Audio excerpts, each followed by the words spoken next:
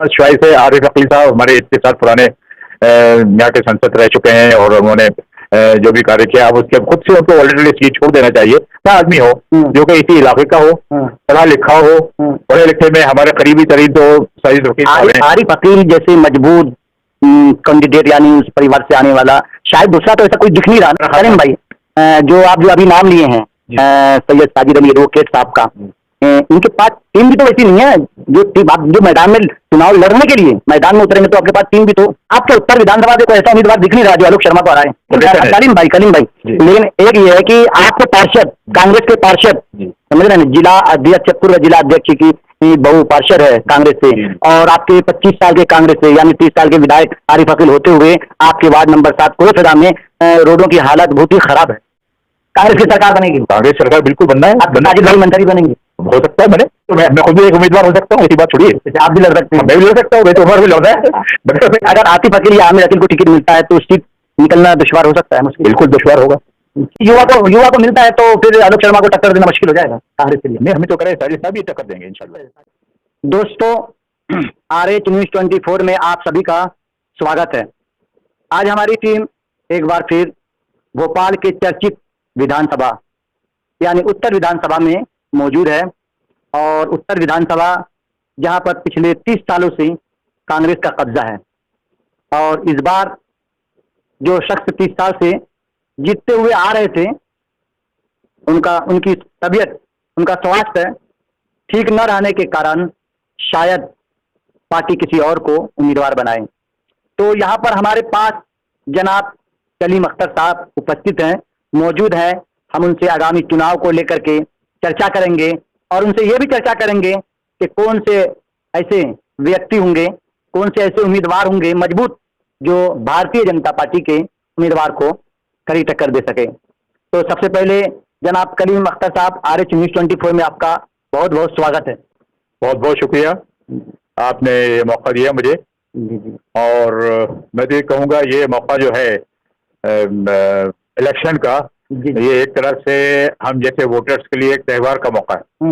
त्यौहार ऐसा है कि ईद, बकरीद, दिवाली, दशहरा बिल्कुल इस तरह से है कि हम अपनी पसंद की हुकूमत को चुन सकते हैं। और ये चॉइस हमारे संविधान ने दिया, और हम 5 साल के बाद जब भी चांस मिलता है, चाहे स्टेट असेंबली हो चाहे पार्लियामेंट हो, हमें वो उसके मौके का सही है। पहले तो मैं सबसे पहले ये अपील करूंगा कि सारे जितने लोग हैं 10% वोटिंग हो। मैं जिस इलाके में हूँ यहाँ सब शिक्षित लोग हैं माशाल्लाह, और हर दफा 60 से 70% परसेंटेज वोटिंग का होता है। मेरा तो कहना ये है कि इसका परसेंटेज इतना हो कि ये 99 के हो करीब हो, ताकि मालूम हो कि हम शिक्षित लोग हैं और अपने हक को इस्तेमाल करना चाहते हैं। कलीम भाई, जिस तरह बीजेपी की भी दूसरी लिस्ट आ चुकी है, ऐलान किया, बड़े बड़े दिग्गज नेताओं को मैदान में, चुनावी मैदान में उतार रहे हैं, कई मंत्रियों को भी, केंद्रीय मंत्री ऐसे लोगों को उतार रहे हैं, क्या इससे कांग्रेस में कुछ फर्क पड़ेगा? नहीं, देखिए वर्किंग पे पड़ता है।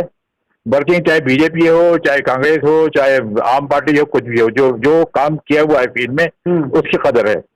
और मैं तो ये कहता हूँ कि अब इस वक्त हमारे पास चॉइस है। आरिफ अकील साहब हमारे इसके साथ पुराने यहाँ के संसद रह चुके हैं और उन्होंने जो भी कार्य किया, अब उसके खुद से उनको वॉलंटरी सीट छोड़ देना चाहिए दूसरों के। आरिफ अकील साहब, आरिफ अकील वो चुनाव तो नहीं लड़ रहे हैं ना? कहाँ लड़ रहे हैं? नहीं, तो इसीलिए है कि अब उसके साथ तो एक ऐसा आदमी हो जो कि इसी इलाके का हो, पढ़ा लिखा हो, पढ़े लिखे में हमारे करीबी तरीन तो साजिद वकील साहब हैं। आरिफ अकील जैसे मजबूत कैंडिडेट यानी उस परिवार से आने वाला शायद दूसरा तो ऐसा कोई दिख नहीं रहा ना? नहीं, ऐसी कोई बात नहीं है, ऐसी कोई बात नहीं है। आपकी नजर में है ऐसा कोई? बिल्कुल है।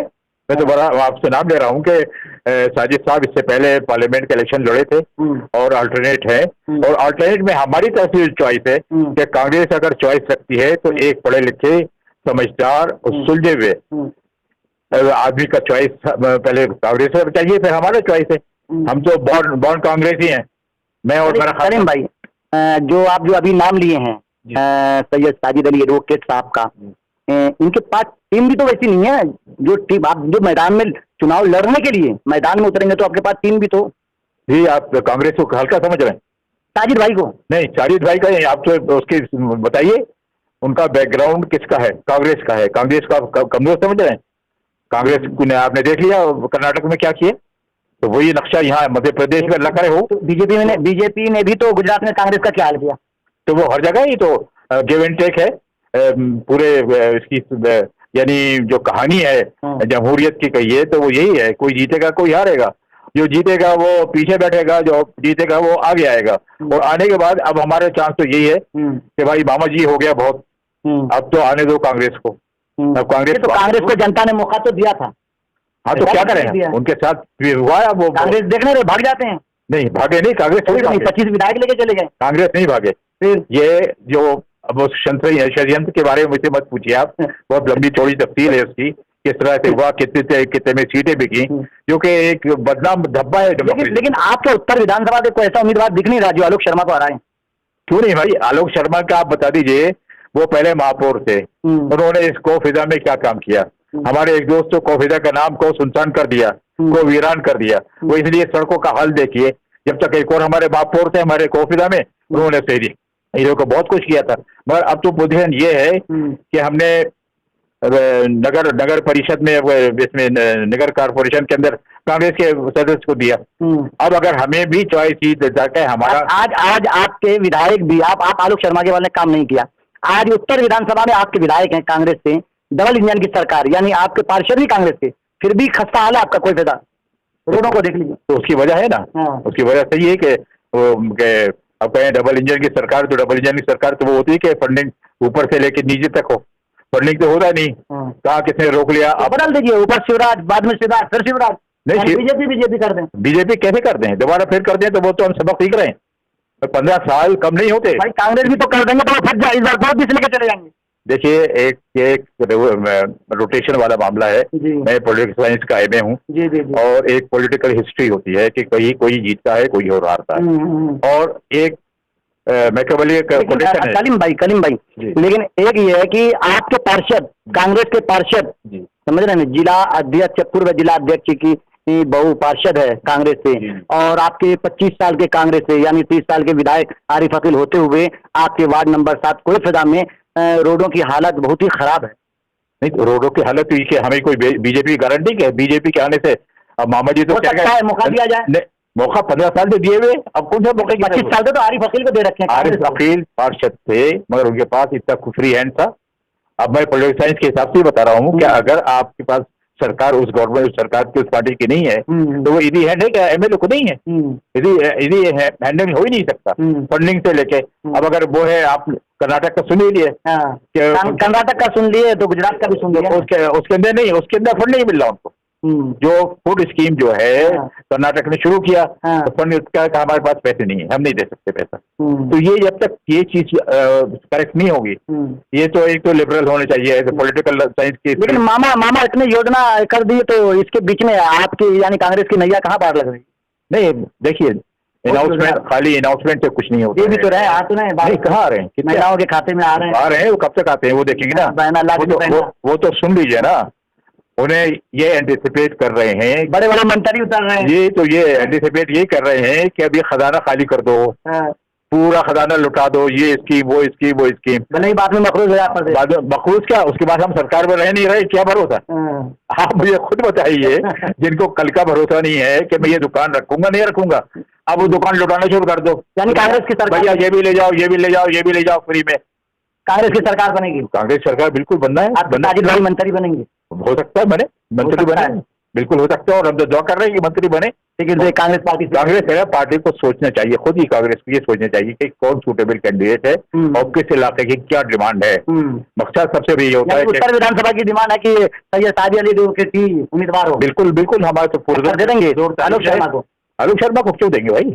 आलोक नहीं, साजिद अली रोकेट साहब आलोक शर्मा को टक्कर देंगे, बिल्कुल देंगे, करीब टक्कर देंगे, एक तरफा हरा देंगे। नहीं, बिल्कुल नहीं हराएंगे। आप क्यों उस कांग्रेस की उस तंजीमी ऑर्गेनाइजेशन क्यों बोल रहे हैं? साजिद अली के पास आज छोड़कर ये 10 आदमी है, कल 50 आदमी आ जाएंगे तो आप कहे कि नहीं साजिद अली ज्यादा पावरफुल है। देखिए, ये काउंटिंग जो है ना हेड से नहीं होती है, इफेक्टिव वर्किंग से होती है, वो ग्राउंड लेवल वर्किंग से होती है। अगर हमने ग्राउंड लेवल पे वर्किंग किया हुआ है XYZ पार्टी में, तो पार्टी का नाम ही नहीं ले रहा आपसे। और भी उम्मीदवार जो अपनी उम्मीदें लगा के बैठे हुए टिकट के लिए, उसके बारे में आपकी क्या सहमति है? जैसे तो मैं खुद भी एक उम्मीदवार हो सकता हूँ, ऐसी बात छोड़िए, आप भी लड़ सकते हैं। मैं भी लड़ सकता हूँ, मैं तो उम्र में लड़ रहा है, बट मैं चाह रहा हूँ कि देखिए एक सूटेबल पढ़ा लिखा समझदार आदमी का जो विजन होगा वो एक आम आदमी से नहीं, अनपढ़ नहीं कह रहा, आम आदमी के विजन से बहुत ज्यादा फर्क होगा। अब हम किसी उनके बजाय किसी बच्चे को सामने खड़ा कर दें तो वो उसी का ना चैलेंज वो नहीं। अगर आतिफ अकील या आमिर अकील को टिकट मिलता है तो सीट निकलना दुश्वार हो सकता है, मुश्किल, बिल्कुल दुश्वार होगा। भाई मैं तो फिर अभी तक बॉर्न कांग्रेस ही हूँ और मुझे सोचना पड़ेगा किसको वोट दूं। तो पहला ऐसा मौका होगा कि यहाँ से कांग्रेस हार जाएगी?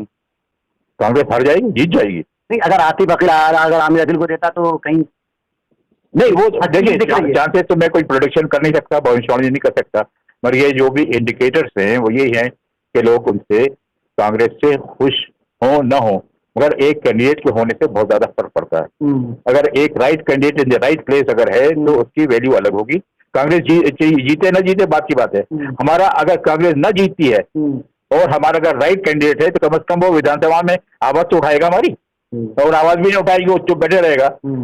आप मुझे ये बता दीजिए कि हमारे एरिया के खुलकर ही बात करना चाहिए, मैं तो स्टडी किए हुए हूँ कि उन्होंने कितने पॉइंट ऑफ ऑर्डर उठाए, कितने पॉइंट ऑफ क्वेश्चन उठाए, कितने रेसिए पूरे 5 साल या 10 साल के अंदर। तो ये चीजों को बहुत सोचने की जरूरत है। अब इस वक्त जो उत्तर विधानसभा में आपके कांग्रेस से विधायक हैं 25 साल के, कहाँ कमी है जो विकास को लेकर के, या जो मुसलमानों के लिए जैसे मुस्लिम यूनिवर्सिटी हो, इंजीनियर कॉलेज हो, मेडिकल कॉलेज हो, ऐसा क्या क्या कमी? मतलब नहीं, मैं किसी मुसलमान की फेवर में नहीं हूँ, पतन फेवर में नहीं हूँ, मैं इम्पार्शियल आदमी हूँ।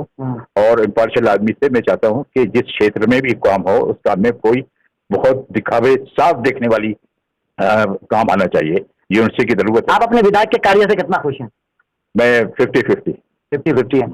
मैं पूरी तरह खुश नहीं है। हमें अब तो इस दफा विधायक का चेंज होना जरूरी है, लाजमी है। अब तो ये कह रहा हूँ चाहे कांग्रेस आए नहीं आए उस बात की बात है, मगर हमारा विधायक तो ऐसा हो। उम्मीदवार कांग्रेस को चेंज करना चाहिए, आपका कहना? बिल्कुल, परिवारवाद खत्म हो। बिल्कुल, बल्कि हम तो कांग्रेस तो खुद कह रही है अब उनके बेटे उसके बाद फिर इनके पोते बैठेंगे क्या? तो वो ट्रेन खत्म है। आप अपने तौर पे हैं और अल्लाह करे आरिफ अकील साहब को साजिद अली एडवोकेट के साथ भी उम्र भी तो इनकी ऐसा नहीं फिर 5 साल के बाद या 5 साल के अंदर समाज और फील्ड में काम नहीं कर पाए।